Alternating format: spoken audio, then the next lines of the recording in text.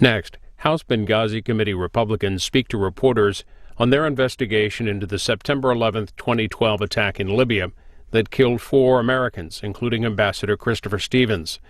This is the final report of the committee, which was created in 2014 and chaired by Representative Trey Gowdy of South Carolina. This briefing is about an hour.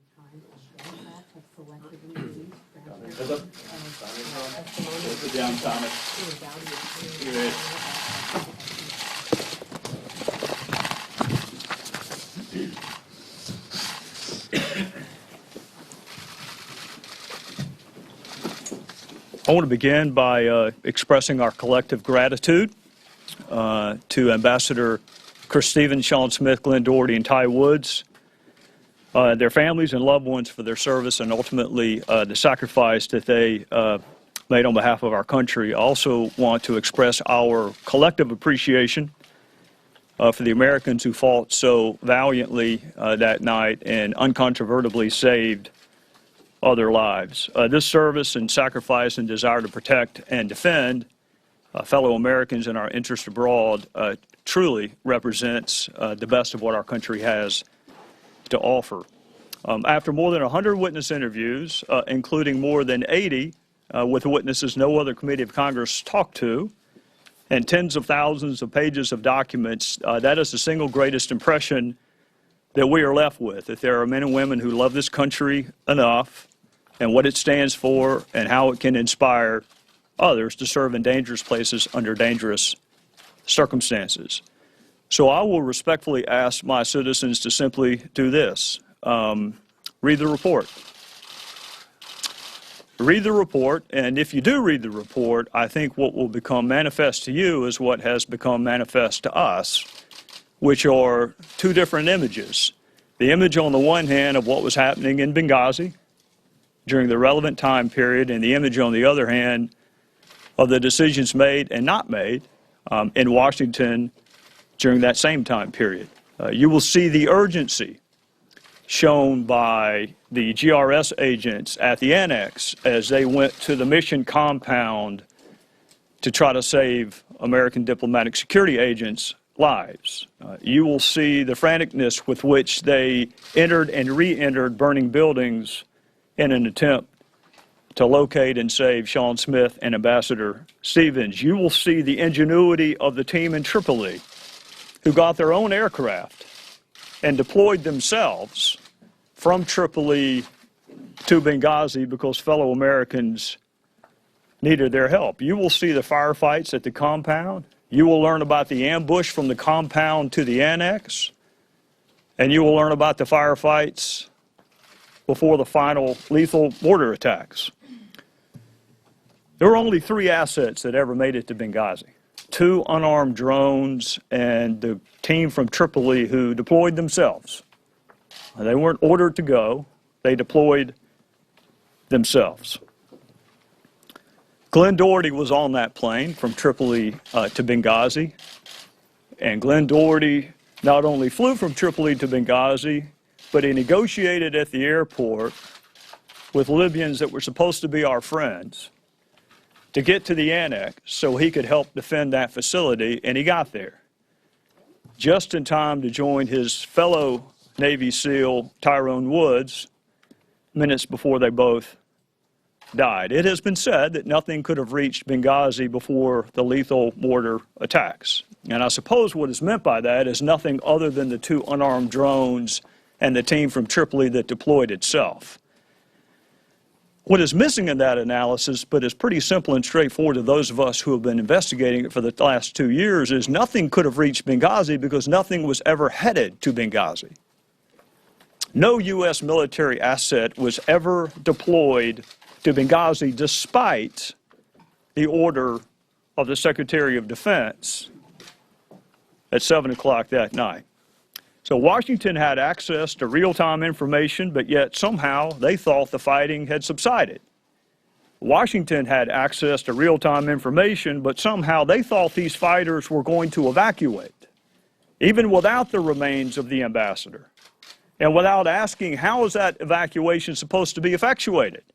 How were you supposed to get from the annex to the Benghazi airport? Because it took you almost 3 hours to get from the airport to the annex. Who is supposed to take you? So those are the decisions being contemplated and discussed in Washington. And this mistaken belief that there was an evacuation that was imminent without asking the pretty fundamental question of how do you expect us to effectuate this evacuation? Washington had access to real-time information, but that real-time information did not inform and instruct the decisions made in Washington. After Secretary Panetta ordered assets deployed to help our men, the White House convened a 2-hour meeting, and perhaps nothing shows the contrast between what was happening in Benghazi and what was happening in Washington than that 2-hour Civets White House meeting and the summaries and the readouts that came from it. So it is true, nothing could have reached Glenn Doherty and Ty Woods before they were killed because nothing was ever going toward Glenn Doherty and Ty Woods. And it is worth noting that that statement would be true had the mortar attacks taken place at 7:15 a.m. or 9:15 a.m. or even at lunchtime on the 12th. Because at the time those two Americans were killed, not a single wheel of a single U.S. military asset had even turned toward Libya. Our report starts with the attack, and there is a section on the post-attack communication between government and the American citizenry, and there is a section on pre-attack decisions made and not made that led to the environment which made our facility vulnerable. It is always better to be the first committee to investigate, and it is always better to investigate as contemporaneously to an incident or to an event as can be done. Our committee did not have the luxury of either one of those. We began a year and a half after the incidents, but collectively and individually, all 7 of us believed that there were more questions to ask, that there were more answers to acquire, more witnesses to interview, more documents to access. And this report validates that belief. There is new information on what happened in Benghazi, and that information should fundamentally change the way you view what happened in Benghazi. And there are recommendations made to make sure it does not happen again. So in conclusion, with respect to my remarks, I want to thank the House of Representatives for giving us the honor of investigating 4 of our brave, courageous fellow citizens and those that were injured and those that fought so valiantly that night. And I want to thank the 6 members who are standing up here with me who took on this assignment, not in lieu of their other committee assignments, but in addition thereto, and the women and men on our staff who took on what proved to be an incredibly difficult challenge. And they did so out of a singular motivation of honoring 4 people whose political ideations none of us know anything about, that gave their lives in Benghazi. And lastly, I want to thank my fellow citizens for bearing with our committee as we went through the process of uncovering new information and accessing witnesses and documents. I hope my fellow citizens will read this report, not for me, but for those who sacrificed and those nameless, faceless Americans who uncontrovertibly saved other American lives that night. I hope you will read the report with them in mind, and I would hasten to add, you can read this report from pillar to post in less time than our fellow Americans were under attack in Benghazi. So what I'm asking you to do is a fairly small investment, given what others were willing to do on our behalf. And with that, I would recognize the gentleman from Georgia. Thank you, Chairman. And I, too, want to thank the committee members here for participating in this. And it has been a lot of hard work, but I think we need to also recognize the staff that we had. It's not easy working for 7 members of Congress, much less one. So I want to thank all of our personal staffs for doing that, but especially the staff with Benghazi. And I think what we've done is we've produced new evidence that will allow the citizens of this country to take all the different pieces that had come out through the other investigations and tie those things all together. One of the problems that we had, and the reason this committee was formed, is that in the House of Representatives, each committee has a lane, and these lanes were continually getting confused and back and forth about who had the authority to interview who. This committee was put together so we could bridge all those gaps and get some new information out, and that's what we've done. And I think that if you will read the report, that you will see, as the chairman mentioned, that what was going on in Washington at 10:08 when the secretary made her first comments, we had men on the roof at the annex trying to protect their lives and the lives of the other Americans in Benghazi. And so what we've done is, in the new facts that we have discovered, and there's many of them, is that we have allowed people to take those new facts with the old facts that had came out, and some of those old facts have been reevaluated and determined that they were not actually good. And so we've corroborated some of those different things in this report. But to take this new information that we've got and been able to put it together, and if the American people, if our fellow citizens will read this, they're going to come up with their own opinion of what happened. Because there's enough new evidence that I think that people will be able to put together for themselves exactly what led up to this attack, what went on during the attack, and then the post-attack when there was so much misinformation that was being repeated by this administration. So with that, I'll turn it back over to the chairman. Chairman mentioned that before the attack ended, no military assets were headed towards Benghazi. But what did start before the attack was over was the political spin. At 10:08 that night, with Tyrone Woods still on the roof of the annex fighting for his life, Secretary Clinton issues this statement, the official statement on Benghazi, the official statement of our government that evening. Some have sought to justify this vicious behavior as a response to inflammatory material on the internet. We know that statement was misleading because an hour later she told her daughter, terrorists killed 2 of our people today. The next day she tells the Egyptian Prime Minister, we know the film had nothing to do with it. It was a planned attack, not a protest. And this public-private contrast continues for days. Publicly telling the American people it was a video-inspired protest, privately telling the truth that it was a terrorist attack. And maybe the best example is from the 14th. Same day Mr. Rhodes issues his talking points. But that day we have Mr. Carney at a press briefing saying this, no information to suggest Benghazi was a pre-planned attack. No information to suggest a pre-planned attack. That same day, State Department official in Libya says this, Benghazi was a well-planned attack. You couldn't have a starker contrast than those 2 statements. And I think it's important to remember this. Don't forget the context. Libya was supposed to be the crowning jewel of the Clinton State Department foreign policy and the Obama administration foreign policy. This was their example of how it works. No boots on the ground, oust the dictator, help the Arab Spring. This was supposed to be how it works. In fact, Jake Sullivan sent an email to one of the things we discovered in our investigation where he talks about leadership, stewardship, ownership of this policy from start to finish. This was something Hillary Clinton pushed for and got done. But maybe the better one is the email from Sidney Blumenthal.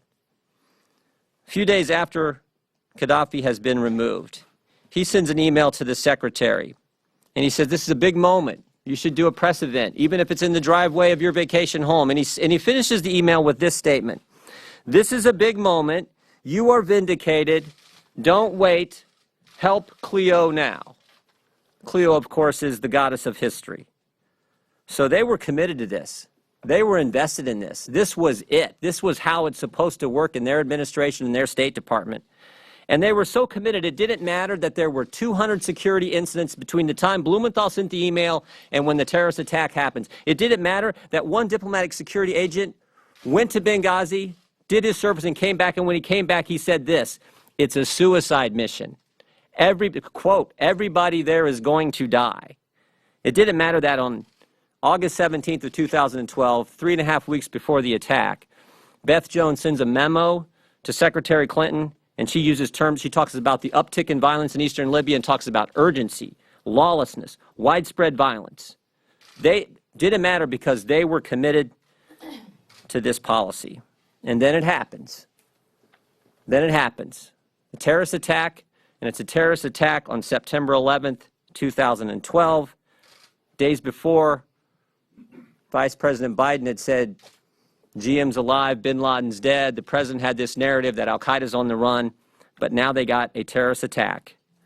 And they have to mislead the American people because it's 56 days before an election, their legacy's on the line, and she has the goddess of history looking over her shoulder. So they mislead the American people. And Mr. Pompeo and I put together a report that we think supplements the good work in the full report. And we did that because we felt it's important to know what happened, but also the why. Why did it happen? And you look at every step of this, and I am convinced, just as sure as I'm standing here, it happened because of political concerns this administration had. Why did we stay in Benghazi when almost everyone else was leaving? Why did we stay when the security posture and security position was so dangerous? Why did we mislead why did they mislead the American people? And why did it take so long to get, why were they talking about making sure military went in civilian clothes and not uniforms? In the end, it was political concerns that drove this. The evidence strongly shows that, and that's what we outline in our report. And as the chairman said, I would encourage you all to read both because I think it tells that story, and that's something that shouldn't happen in a country as great as ours, where political concerns dominate instead of telling people the truth in a straightforward fashion.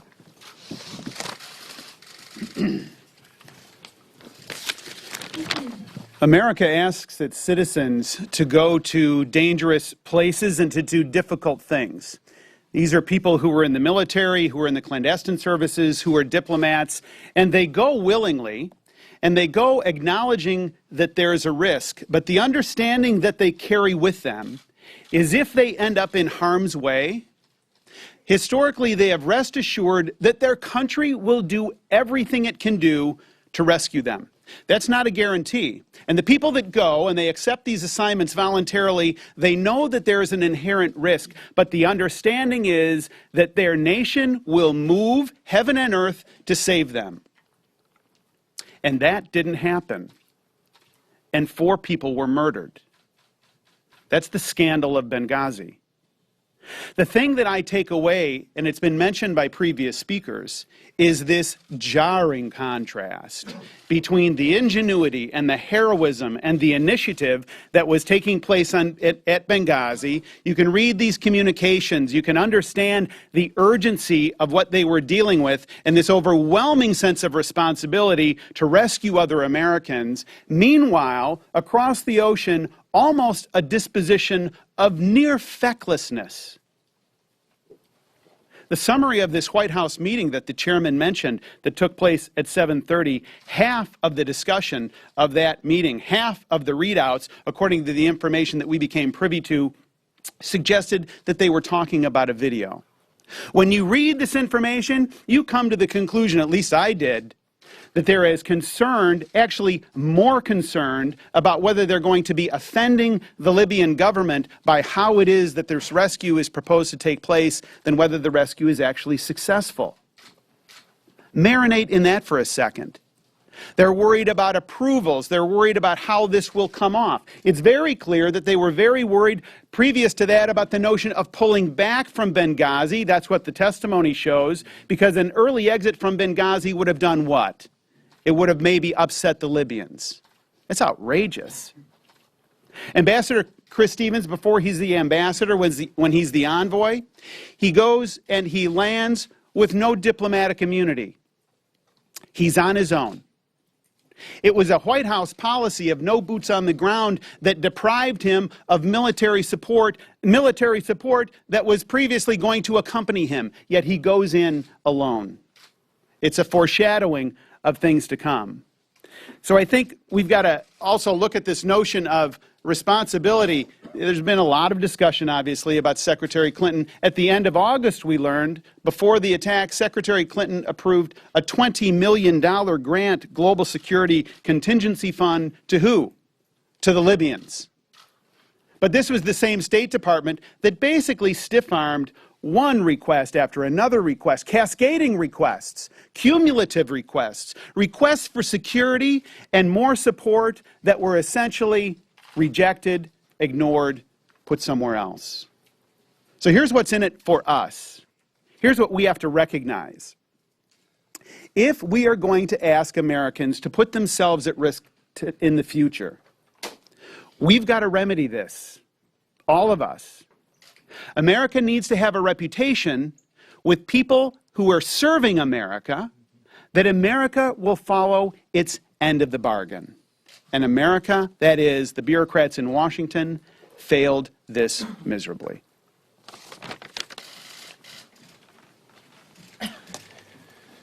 "56 days. You cannot begin to understand and place all the facts that this committee has worked diligently for a year and a half to present to the American people, without understanding that this took place 56 days before a contested political election for President of the United States. Whether it was the failure to put adequate security on the ground, whether it was the dithering while Americans were at risk that night, or whether it is the continued story, in spite of enormous evidence to the contrary, about a YouTube video, it all takes place against a political backdrop. And you don't have to take my word for that. You can read the emails themselves. Before the last mortar falls, they're talking about politics. As they're debating whether or not to send additional security to Libya, the concerns are about the Libyan government, not about the Americans who were on the ground that night. I sit on the Intelligence Committee. I come at this from that perspective. When you read what the intelligence was the night of the attack from Benghazi, Libya, it is uniform and uncontroverted. This was attack by radical Islamic terrorists on an American facility. There was no fog of war. There was no dispute, save for a few stray news reports. The evidence was very clear. Go read what Secretary Clinton herself said. Go read the words from other officials who were on the ground that night, communicating back to the most senior levels of government what had transpired that night. It wasn't about a YouTube video. It wasn't about a bunch of folks out for a walk. And when Secretary Clinton said, "What difference does it make?" we can now, as a result of our work over the last year and a half, tell you exactly what difference it makes. It makes a difference in how you respond to an attack. Whether you think this was just a bunch of folks walking around or a continuous 5-phase assault on America that took place in Benghazi, Libya that night. Washington, D.C. somehow viewed this as having ended once our men and women were evacuated to the annex in Benghazi. I can assure you, when you read the timeline of events, the men on the ground that night understood this wasn't over. They understood that terror was still upon them, that the risk to their lives continued. And in Washington, D.C., we debated things that had nothing to do with whether or not we had aircraft en route to Benghazi, Libya. That's what difference it makes.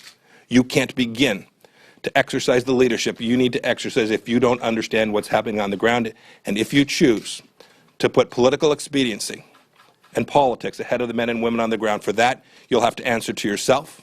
I find it morally reprehensible, and behavior that if it was your son or your daughter or one of your family members or friends who were on the ground that night and you watch the actions in Washington, D.C., you'd have every right to be disgusted with the response from the senior American leaders.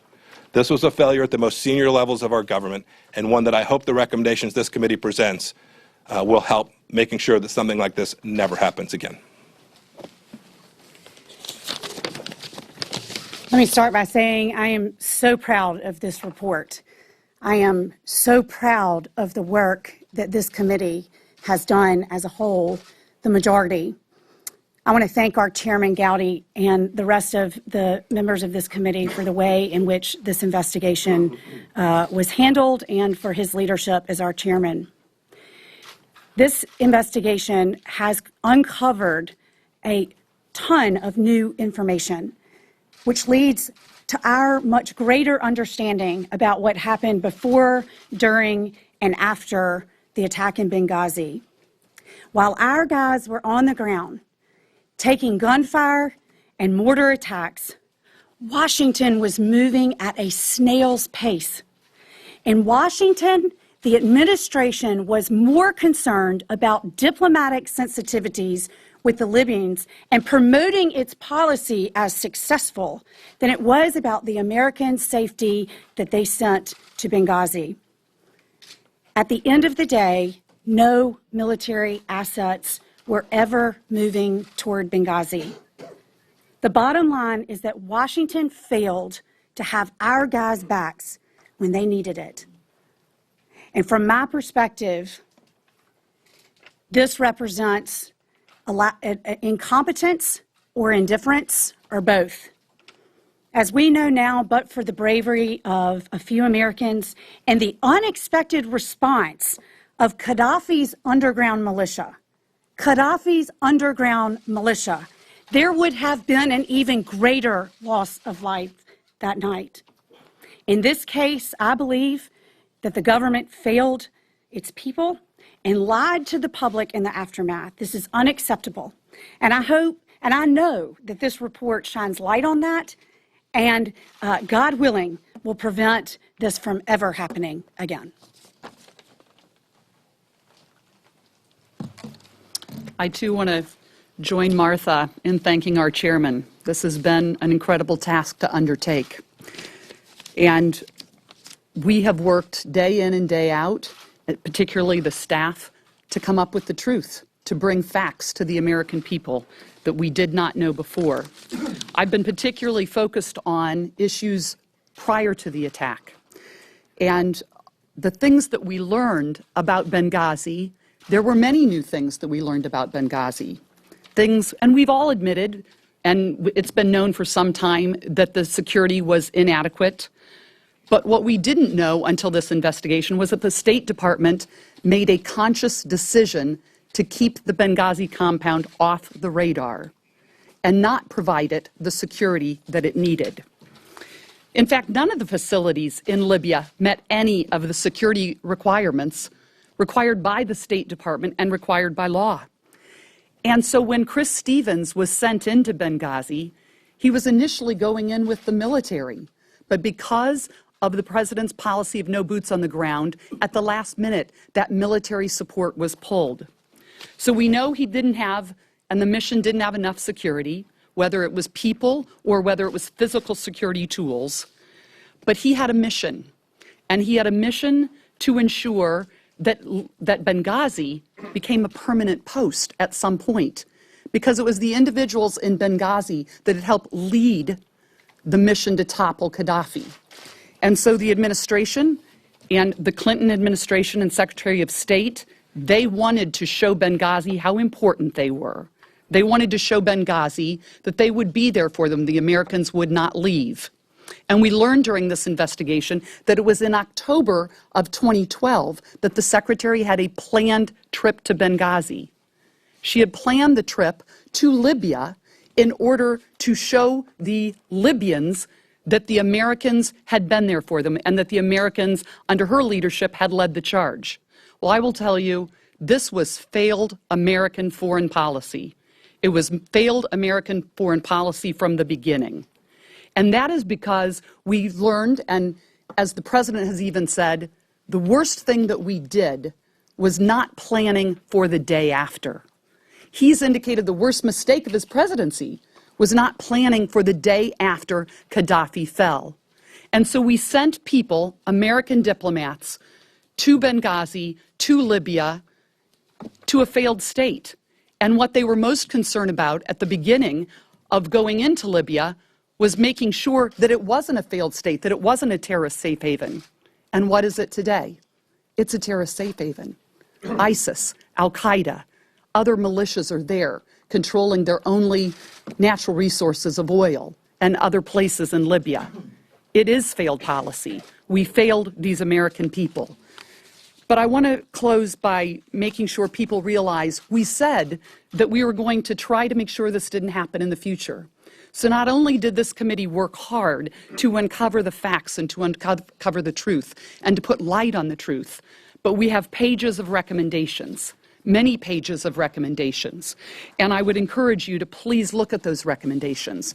And just a couple of the recommendations that are so critical is that our government agencies and the leaders of those government agencies had not planned for an attack like this. CIA, Defense Department, State Department had not been prepared and had really no plans in place to execute something like this that could happen on, of all days, September 11th. Even though the president had called a meeting of top government officials asking if we were ready for September 11th. And while leaders said we were ready, we were not ready. We were not prepared to respond. We also learned that political operatives got involved in messaging after this incident occurred. That should not be happening. Internal and public government communications about terrorist attacks should not be taking place. Government should be telling the American people the truth, not trying to put political spin. And so we have many recommendations that we hope and that we will encourage our members of Congress as well as administrations to look at, to change their policies, to change our laws, to find more funding mechanisms, to make sure that our people are protected in the future. And with that, I yield back to the chairman. If you have questions, please identify yourself, the entity for whom you work, and the member to whom the question is directed. Yes, ma'am. For you, Mr. Chairman. The Democrats on your committee say that you've put out a lot of new details, but that they don't really change the fundamental understanding of what happened. And a lot of the broad themes that you've just discussed have been known for years. So at the end of the day, was this the best use of taxpayer dollars and of your time? It is difficult for me to begin with where I disagree with the foundation of your question, so let me just start at the end of it. Who says that stuff was new? Nobody has ever reported that nothing was headed to Benghazi. Nobody has ever reported that not a single wheel was turning towards Libya. God knows nobody's ever reported who actually evacuated our folks. You may have reported that Secretary Clinton was headed back to Libya in October, but you didn't have the corroboration of the emails, and you didn't know why she was going back. You didn't know about the $20 million memo. First of all, you didn't know about any of the emails from Ambassador Stevens. You didn't know about any of the emails from Sidney Blumenthal to whomever he was emailing.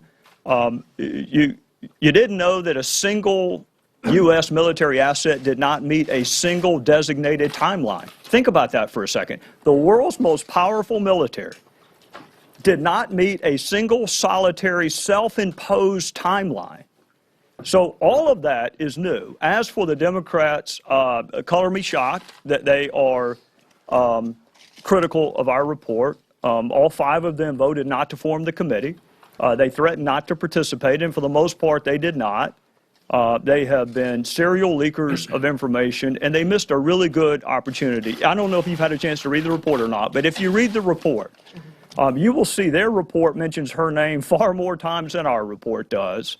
Our report doesn't mention the presumptive Republican nominee for president because he's got nothing to do with Benghazi. So you can direct those questions to Elijah and the rest of them. I'm actually proud of what we found, and I think it's new. Are you saying that the military could have saved those 4 people if they had done more? Well, clearly you couldn't have saved 2 of them. They were dead within about 15 minutes of the fire being started. With respect to Glenn Doherty and Ty Woods, there were 3 assets that made it there. The group from Tripoli that deployed itself, an unarmed drone that was elsewhere and positioned over the facility, and then another unarmed drone that let's just say the evidence is split on whether or not it could have been armed in time. It got there before the mortar attack. So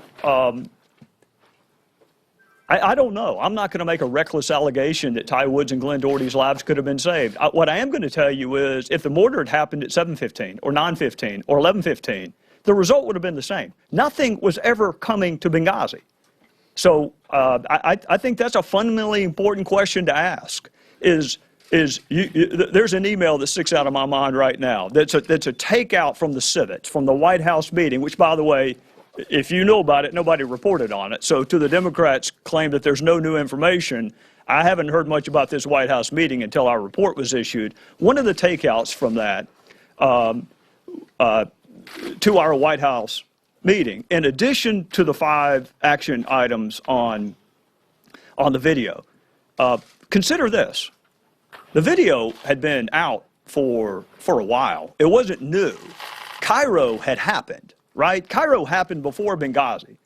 So if you are concerned about this video, you have done absolutely nothing after you received notice that the video is going to be disseminated. You have done absolutely nothing after Cairo happened. Okay? You're with me? Cairo has happened, and you have changed not one iota your military posture. But yet, when the attack in Benghazi happens, which is unconnected with the video, 50% of your action items coming out of a civets relate to the video. Mr. Chairman Gowdy. Yeah. Hang on a second, Luke. Yes, Chad. Fox News, this is for you, Mr. Chairman, and also for Mr. Pompeo. Mr. Pompeo mentioned 56 days before the election. When we've talked to members of the committee and read through the report here, there are different lanes that deal with Secretary Clinton, defense, so on and so forth. But there are folks who are going to read this report and say this is just a part to go get Hillary Clinton 130 days before the election and about 27 days before the convention. How do you, regardless of what's in the report, that's going to be the criticism, how do you deflect that when people say this, some of you said, well, this demonstrated, incompetence at the highest levels. How do you not get that perceived as something that's political? Read it for yourself, Chad. Read the report for yourself. If you can read this report and you believe on the last page of the report that it is about one person instead of about 4 people, then there's nothing I can say that's going to disabuse you of that. That's just what you believe. And there's no amount of facts and no amount of evidence that is going to dissuade you from your previously held conviction. Nancy asked about the Democrats. The Democrats' mantra all along has been that there was no new information. Well, there's undisputably no new information. So now their position is, but it doesn't fundamentally change the way we view Benghazi. Yeah, if who evacuated your folks does not fundamentally change the way you view Benghazi, if the fact that no asset was ever headed towards the place that actually had a crisis, this email that we need to plan in case a crisis emerges, this is what came out of the civets. We need to have a plan in case the crisis expands and a real threat emerges. What the hell was going on in Benghazi? Was that not a real crisis? Was that not a real threat that had emerged? So I can't do anything to disabuse what Elijah thinks. He's not my audience. My audience are reasonable, fair-minded Americans who want to know what happened to 4 of their fellow citizens, and I think they can draw their own conclusions. Chairman Gowdy, on that point, Chairman Gowdy, you just had Representative Pompeo quoting Hillary Clinton, "What difference does it make?" saying that you can't be a leader if you don't know what's going on the ground, and then saying that she was morally reprehensible for the leadership that she employed that evening. How is that? I'm going to let him address it. I don't think you'll see any of that in the report. Is it in the report? But he's promoting it right now. And you know what? You're going to write a story about your takeaway from the report. I stand on our report. How my fellow citizens, including my committee members, read the report, how you read the report, what story you do on the report. The report, you read the report, you will not see any of those quotes in the report. Okay, because Mr. Pompeo addressed that, is Hillary Clinton's leadership morally reprehensible? Yes. It is. Absolutely. But let me be clear about what we're doing and what we did. I remember the day. None of us volunteered for this assignment, I can assure you. We were all asked to undertake this mission, and the mission was very clear. We sat in a room. I remember it like it was yesterday. And we all looked each other in the eye, and we said, this day, the day we're standing here today, will come. And what we want to be able to tell each other is that we worked our tails off. I got the polite word out. We worked our tails off to develop every fact we could, to tell the American people everything we could possibly glean, and we have been obstructed every step along the way in that effort, including by the very Democrats today who are calling us political. Go read these transcripts. Go look who called the witness. Go look who asked the questions. This is not the first congressional inquiry in the history of America. I dare you to go find another congressional inquiry where one party behaved in a way that was so deeply obstructive of getting the American people the facts that they needed. With respect to my statements about Secretary Clinton, I believe them in my heart. the reason Representative Jordan and I chose to write a separate report is that we felt that we had delivered an important work in the committee's tally of the information that was available. We also are asking every one of you to go develop your conclusions about what took place. I've been knee-deep in this for over 2 years. So has Representative Jordan on previous committees as well. And we feel like it's incredibly important to highlight the conclusions that Representative Jordan and I draw about the facts. Read the facts, read the reports. I think you'll see that the conclusions that we draw are real and accurate and fair. Mr. Gowdy, could I just ask the flip side of that? The flip side of that could be that because you chose not to draw conclusions, does that suggest that you don't have the goods on placing any blame on the administration, specifically the woman who wants to be the President of the United States? Dana, shockingly, that was not what the House asked me to do. Look at the resolution. The resolution doesn't mention Secretary Clinton. Speaker Boehner nor Speaker Ryan have ever asked me to do anything about 2016 presidential politics. Speaker Boehner asked me to find out what happened to 4 of our fellow citizens, and I believe that that is what I have done. You are welcome to read the report. I hope you will. I know you will. If you, at the end of reading that report, can conclude that it is about one person instead of about 4 people, I will be shocked. I'm asking the opposite question. Do you believe, after doing this for 2 years, spending all of your time and millions of dollars, do you believe that based on this, that the American people should look at this and see that the woman who wants to be president has culpability? I was with you until the last clause of your statement. I think the American people ought to look at it. They ought to look at it because fellow Americans died and fellow Americans were injured and fellow Americans went to heroic lengths to save other Americans. What conclusions they draw after reading it is up to them. Do you disagree with Mr. Pompeo and Mr. Jordan? Because they do draw conclusions. I wrote the report that I think is centered in the facts. I have a background of who, what, when, where. I don't have a background in the why. Y'all may have a background in the why. I don't. So, my job is to report facts. That's what I've done. You can draw whatever conclusions you want to draw. Mr. Chairman, what about the... Sorry, we're just going to come over to this side. Who is tapping the brakes on the military response?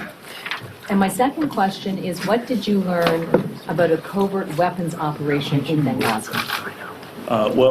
Catherine, we asked questions about covert weapons operations. We made some progress. The lawyers intervened when we were beginning to make a lot of progress. And among the questions I asked the President included that one specifically. I have not heard back from him yet. Heard from his lawyer, and I'm not holding my breath that I'm going to get an answer to that. I think it was important because the House asked us to examine policies that could have led to the attack. So I think it's important to ask the questions.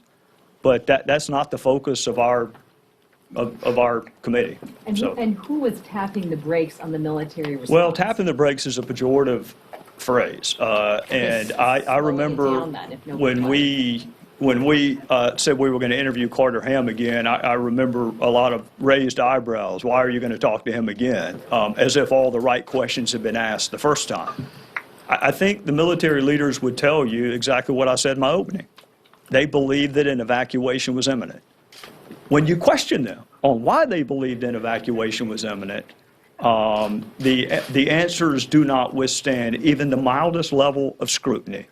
You have real live witnesses that can tell you what is going on. If you think the fighting has subsided, why don't you talk to the real live witnesses that are being shot at? If you really believe an evacuation is imminent, at some level, you're going to have to ask, how is that evacuation going to be effectuated? Because you don't have the proper vehicles to take them from the annex to the Benghazi airport, and the only plane you have is one that you privately commissioned. It's not even a U.S. aircraft, and you have no idea whether it's going to hold everybody. So how are you going to evacuate in the midst of a firefight? General Ham did not even know our guys were ambushed from the compound to the annex. He didn't even know about it. So to everyone who wanted to know why we wanted to talk to General Ham again, I thought it'd be nice for General Ham to have access to all the facts, because he did not have them the night he made the decisions. Mr. Chairman, so some have described this as a perfect storm of bureaucratic inertia. Obviously, your report alleges blame on many levels, but I'm curious, is there one entity or one person to whom you lay most of the blame after all of this analysis? That's going to be in the eyes of my fellow citizens. I'm not in the business of apportioning culpability. I think that there's enough to go around, just like there's enough urgency and ingenuity and valor. That really is my takeaway. And maybe it's because I have talked to the families of the four, some of the families of the four in the last couple of days. But when you do what I used to do for a living, you ask the families, what is it that you would like to see done? And I am at peace that we did exactly for the families what we said we would do.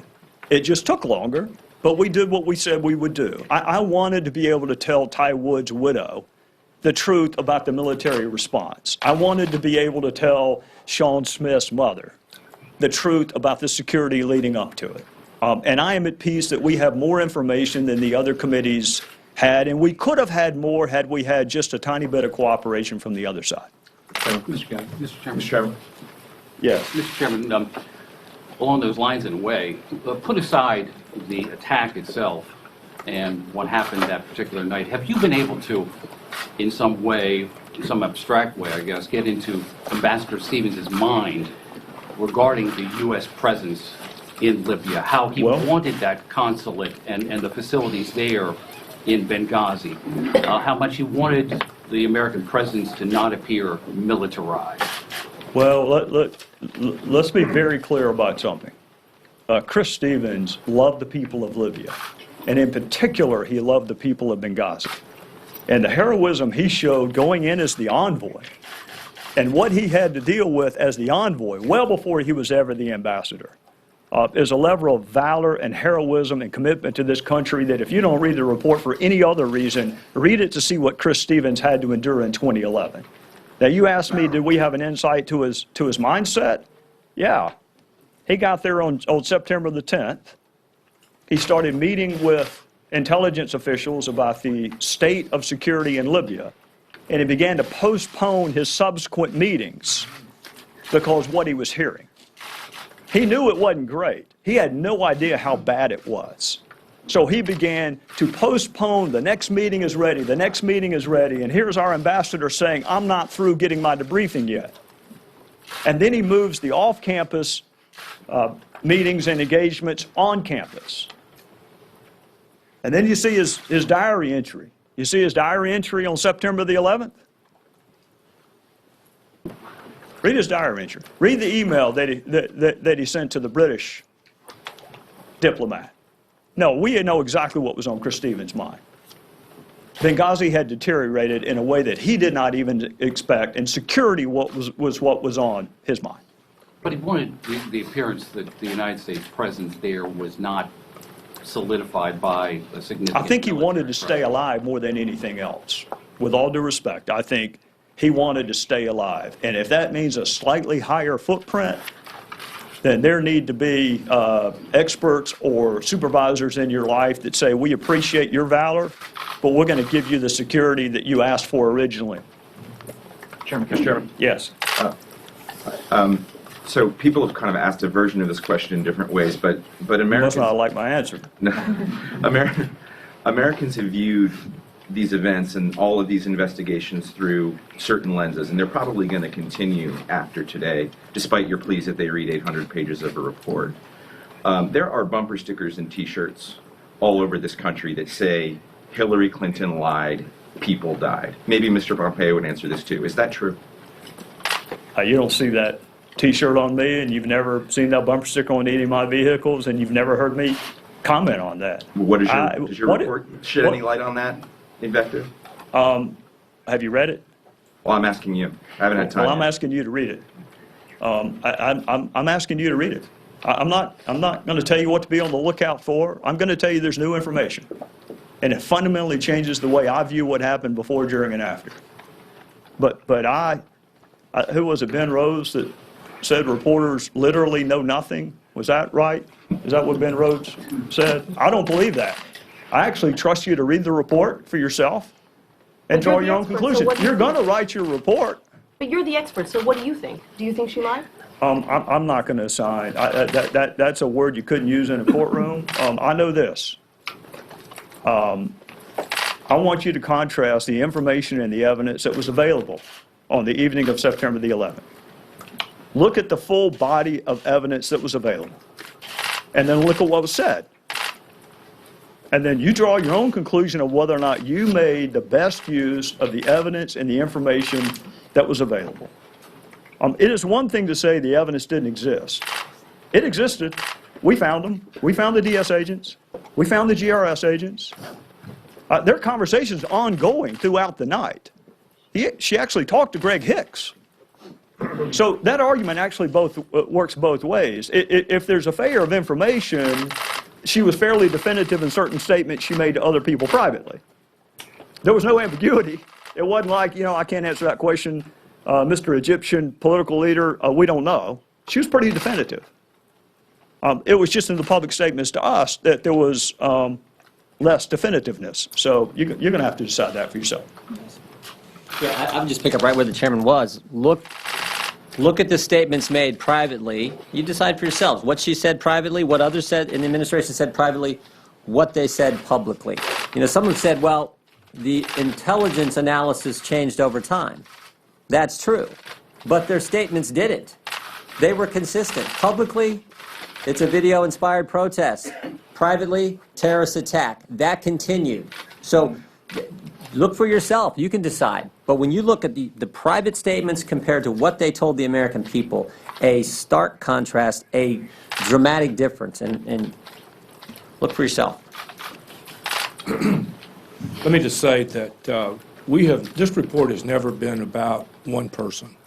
It's been about the 4 Americans and what the other Americans inside Libya did to save their colleagues. The media has wants to make this about one person. The Democrats want to make this about one person. That's never been our intention. But we have enough facts in the report that I think every American can make their own mind up. If you talk to Ty Wood's dad, he's going to have a different opinion from reading the report of what the secretary told him and what the facts say in the report. Sean Smith's mother is probably going to have that same different way of looking at the report. So I think each American needs to read this report. It's lengthy, but it had to be lengthy so we could spell out what the truth is and what these new facts have given light to. But this report, and I promise you, the chairman has made this very clear to each and every one of us, this was not about one single person. And in fact, the report, I think, we reached our goal when we came up with the different recommendations that need to be done to prevent this from happening again. And I think the detail that we went into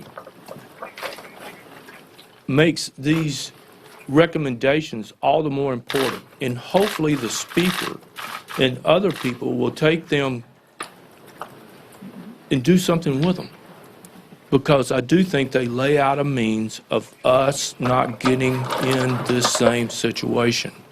I would like to comment, too, that when these Americans arrived from Tripoli to the airport in Benghazi, they were there for about 3 hours. And so I don't think we knew if we had another hostage situation at the airport or not.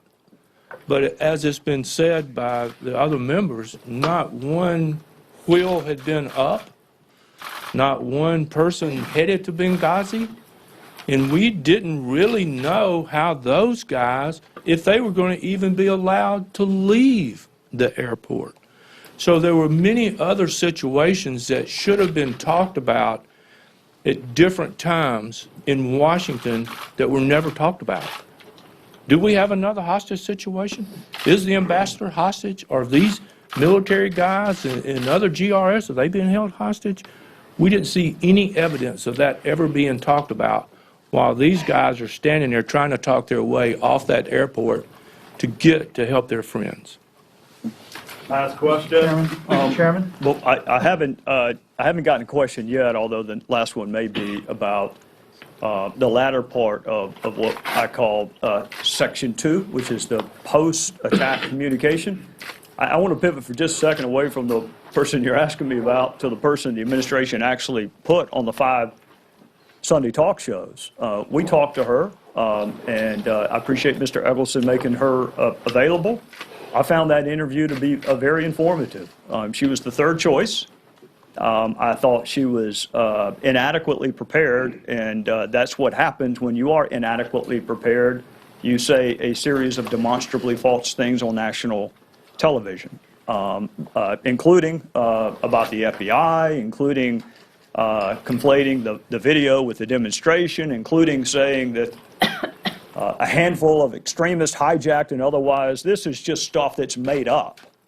It'd be one thing if it were in the talking points. There are multiple sets of talking points, Hipsy talking points. It'd be one thing if it were in there and they got it wrong, therefore she got it wrong. It's not even in there. It's just made up out of whole cloth. So I get that that's not the person I have been asked about, but this is the person who made most of the public pronouncements, at least on that Sunday after the attacks. I was told one Mr. Chairman? more question. Yes, sir. Get back to the specifics of the Marine Fast Team. Do you actually name in the report the officers who told them to get off the plane and change it to civilian uniforms? Do you name names and those kinds of details? No, sir. And follow-up is... do we name the details or the names? Of the actual names of people who gave orders? We tried to honor DOD's request with respect to how high up you are before your name is used publicly, as opposed to using the names of people who, we tried to be sensitive to that, frankly, across all agencies. I don't think you're going to see the names of the people. You'll see the title. You'll be able to read the transcript if we can ever get the transcripts clear. And more importantly, you'll be able to see the underlying data. And that, to me, is what's important. You may read an email from Ambassador Mull. You may read it differently than the way I read it. I don't know how you could, but you might. I want you to be able to read the email. I want you to be able to see what Pat Kennedy said during the firefight. I don't want you to take my word for it. But I need a little bit of help from the administration to clear the underlying data and the transcripts. I don't think this is lost on y'all. I really don't. I think y'all know all of the transcripts that I can make publicly available are going to be made publicly available. I don't think it's fair to piecemeal them out, but I think they ought to be made publicly available, and you ought to look at the underlying data, and then you can decide whether or not the report fairly addresses the testimony of witness X. If you read the transcript and you say that's in context, yeah, I'll give them a check mark, or that's not in context. I don't want you taking my word for anything. I want you reading it for yourself. And Mr. Chairman, Charles Woods has asked the president publicly if the drone witnessed the death of his son. Do you know if the drone captured that and it was fed to the White House? I know that the drone was in place at the time of the mortar attacks. I do not know the degree of granularity and particularity that the drone video footage has. But you raise an interesting point. When you meet with the families privately, you hear questions that you would never hear in a press conference. They're incredibly personal questions. Because while these are 4 fellow Americans to us, they are sons and husbands and brothers to the people that we talked to at the very beginning and the last group that I talked to, which are the family. The questions are very, very different. And even though it's not in the report, I am happy that we were also able to answer some of the intimate questions that were asked by the family of those that were killed. Thank you. Thanks.